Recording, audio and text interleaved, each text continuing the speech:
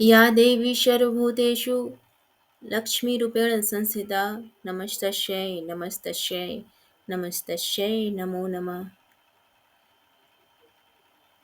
नमस्कार दोस्तों, आज हम दुर्गा सप्तशती का अध्याय नंबर 9 और 10 का श्रवण करेंगे। तो आइए शुरू करते हैं। 9वां अध्याय, निशुम्भ का वध। राजा ने कहा, हे ऋषिराज, अपने रक्त बीज के वध से संबंध रखने वाला वृतांत मुझे सुनाया। अब मैं रक्त बीज के मरने के पश्चात क्रोध में भरे हुए शुंभ व निशुंभ ने जो कर्म किया वह सुनना चाहता हूँ। महर्षि मेघा ने कहा, रक्त बीज के मारे जाने पर शुंभ और निशुंभ को बड़ा क्रोध आया और अपनी बहुत बड़ी सेना का इस प्रकार सर्वनाश होते देखकर निशुंभ देवी पर आक्रमण करने के लिए दौड़ा। उसके साथ बहुत से बड़े बड़े असुर देवी को मारने के वास्ते दौड़े और महापराक्रमी शुंभ अपनी सेना सहित चंडिका को मारने के लिए बढ़ा। फिर शुंभ और निशुंभ का देवी से घोर युद्ध होने लगा और वह दोनों असुर इस प्रकार देवी पर बाण फेंकने लगे जैसे मेघों से वर्षा हो रही हो। उन दोनों के चलाए हुए बाणों को देवी ने अपने बाणों से काट डाला और अपने शस्त्रों को वर्षा से उन दोनों दैत्यों को चोट पहुंचाए। निशुंभ ने तीक्ष्ण तलवार और चमकती हुई ढाल लेकर देवी ने अपने क्षुरप्र नामक बाण से निशुंभ की तलवार व ढाल दोनों को ही काट डाला। तलवार और ढाल कट जाने पर निशुंभ ने देवी पर शक्ति से प्रहार किया। देवी ने अपने चक्र से उसके दो टुकड़े कर दिए। फिर क्या था, दैत्य मारे क्रोध के जल भून गया और उसने देवी के मारने के लिए उसकी ओर शूल फेंका, किंतु देवी ने अपने मुक्के से उसको चूर चूर कर डाला। फिर उसने देवी पर गदा से प्रहार किया। देवी ने त्रिशूल से गदा को भस्म कर डाला। इसके पश्चात वह फरसा हाथ में लेकर देवी की ओर लपका। देवी ने अपने तीखे बाणों से उसे धरती पर सुला दिया। अपने पराक्रमी भाई निशुंभ के इस प्रकार से मरने पर शुंभ क्रोध में भरकर मारने के लिए दौड़ा। वह रथ में बैठा हुआ उत्तम आयुधों से सुशोभित अपनी 8 बड़ी बड़ी भुजाओं से सारे आकाश को ढके हुए था। शुंभ को आते हुए देखकर देवी ने अपना शंख बजाया और धनुष की टंकोर का भी अत्यंत दुस्सस शब्द किया। साथ ही अपने घंटे के शब्द से, जो कि संपूर्ण दैत्य सेना के तेज को नष्ट करने वाला था, संपूर्ण दिशाओं को व्याप्त कर दिया। इसके पश्चात देवी के सिंह ने भी अपनी दहाड़ से, जिसे सुन बड़े बड़े बलवानों को मद चूर चूर हो जाता था, आकाश पृथ्वी और 10 दिशाओं को पूरित कर दिया। फिर आकाश में उछलकर काली ने अपने दांतों तथा हाथों को पृथ्वी पर पटका। उसके ऐसा करने से ऐसा शब्द हुआ जिससे कि उससे पहले के सारे शब्द शांत हो गए।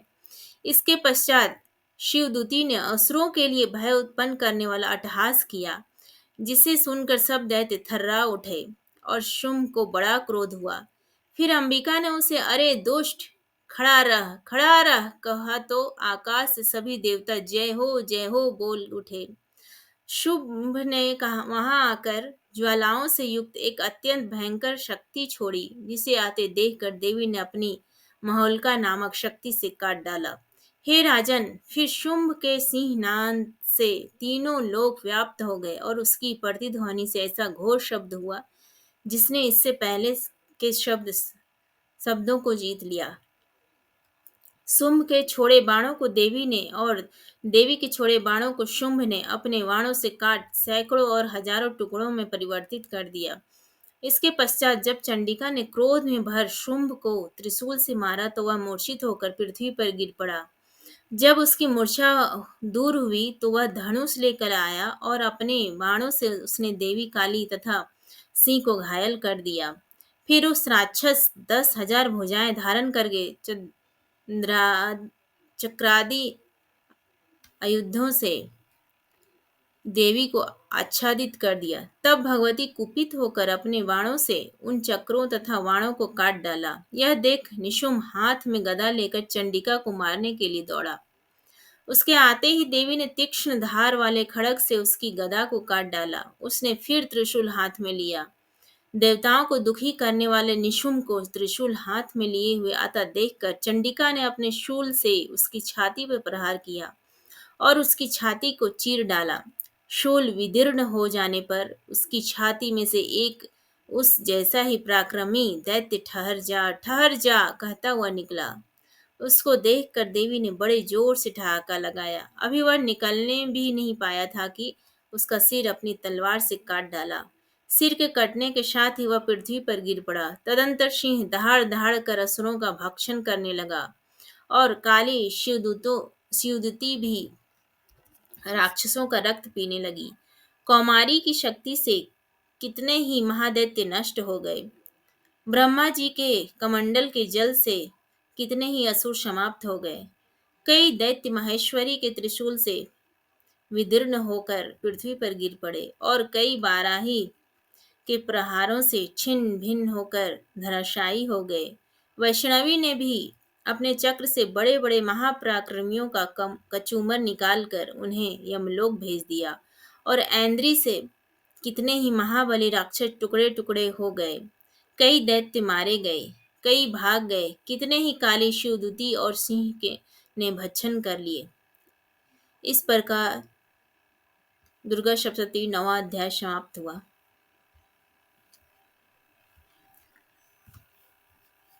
भक्तों, अगर आपको हमारा ये वीडियो अच्छा लग रहा हो तो please like share and subscribe जरूर करें। अब हम श्रवण करेंगे दुर्गा सप्तशती का 8वां अध्याय, शुंभ का वध। महर्षि मेघा ने कहा, हे राजन, अपने प्यारे भाई को मरा हुआ तथा सेना को नष्ट हुई देखकर क्रोध में भरकर दैत्यराज शुंभ कहने लगा, दुष्ट दुर्गे, तू अहंकार से गर्व मत कर, क्योंकि तू दूसरों के बल पर लड़ रही है। देवी ने कहा, हे दुष्ट, देख मैं तो अकेली ही हूँ, इस संसार में मेरे सिवा दूसरा कौन है।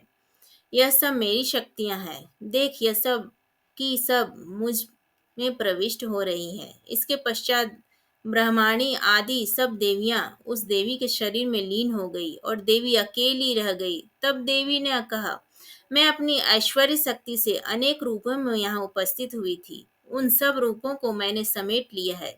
अब अकेली ही यहाँ खड़ी हूँ। तुम भी यहीं ठहरो। महर्षि मेघा ने कहा। तब देवताओं तथा राक्षसों से के देखते देखते तथा शुंभ ने भयंकर युद्ध होने लगा। अंबिका देवी ने सैकड़ों अस्त्र शस्त्र छोड़े। उधर दैत्यराज ने भी भयंकर अस्त्रों का प्रहार आरंभ कर दिया। देवी के छोड़े हुए सैकड़ों अस्त्रों को दैत्य ने अपने अस्त्रों द्वारा काट डाला। इसी प्रकार शुंभ ने जो अस्त्र छोड़े उनको देवी ने अपनी भयंकर हुंकार के द्वारा ही काट डाला। दैत्य ने जब सैकड़ों बाण छोड़कर देवी को ढक दिया तो क्रोध में भरकर देवी ने अपने बाणों से उसका धनुष नष्ट कर डाला। धनुष कट जाने पर दैतेंद्र ने शक्ति चलाई, लेकिन देवी ने उसे भी काट कर फेंके। फिर दैतेंद्र चमकती हुई ढाल लेकर देवी की ओर दौड़ा, किंतु जब वह देवी के समीप पहुंचा तो देवी ने अपने तीक्ष्ण बाणों से उसकी चमकने वाली ढाल को भी काट डाला। फिर दैतेंद्र का घोड़ा मर गया, रथ टूट गया, सारथी मारा गया। तब वह भयंकर मुदगर देवी पर आक्रमण करने के लिए चला, किंतु देवी ने अपने तीक्ष्ण बाणों से उसके मुदगर को भी काट दिया। इस पर दैत्य ने क्रोध में भरकर देवी की छाती में बड़े जोर से एक मुक्का मारा, तो देवी ने नहीं उसकी छाती में जोर से एक थप्पड़ मारा। थप्पड़ खाकर पहले तो देवी पृथ्वी पर गिर पड़ा, किंतु तुरंत ही वह खड़ा हुआ। फिर वह देवी को पकड़कर आकाश की ओर उछला और वहां जाकर दोनों में युद्ध ऋषियों व देवताओं को आश्चर्य में डालने वाला था। देवी आकाश में दैत्य के साथ बहुत देर तक युद्ध करती रही। फिर देवी ने उसे आकाश में घुमाकर पृथ्वी पर गिरा दिया। दुष्टात्मा दैत्य पुनः उठकर देवी को मारने के लिए दौड़ा। तब उसको अपनी ओर आता हुआ देखकर देवी ने उसकी छाती विदीर्ण करके उसको पृथ्वी पर पटक दिया। देवी के त्रिशूल से घायल होने पर उस दैत्य के प्राण पखेरु उड़ गए और उसके मरने पर समुद्र, द्वीप, पर्वत और पृथ्वी सब कांपने लग गए। तदनंतर उस दुष्टात्मा के मरने से संपूर्ण जगत प्रसन्न व स्वस्थ हो गया तथा आकाश निर्मल हो गया। पहले जो उत्पात सूचक मेघ और उल्कापात होते थे वह सब शांत हो गए। उसके मारे जाने पर नदियां अपने ठीक मार्ग से बहने लगी। संपूर्ण देवताओं का हृदय हर्ष से भर गया और गंधर्ववर्णीय सुंदर गाना गाने लगे। गंधर्व बाजे बजाने लगे और अप्सराएं नाचने लगी। पवित्र वायु बहने लगी। सूर्य की कांति स्वच्छ हो गई। यशशालाओं की बुझी हुई अग्नि अपने आप प्रज्वलित हो उठी तथा चारों दिशाओं में शांति फैल गई। इस प्रकार दुर्गा सप्तशती का 10वां अध्याय समाप्त हो गया। जोर से बोलिए जय माता दी।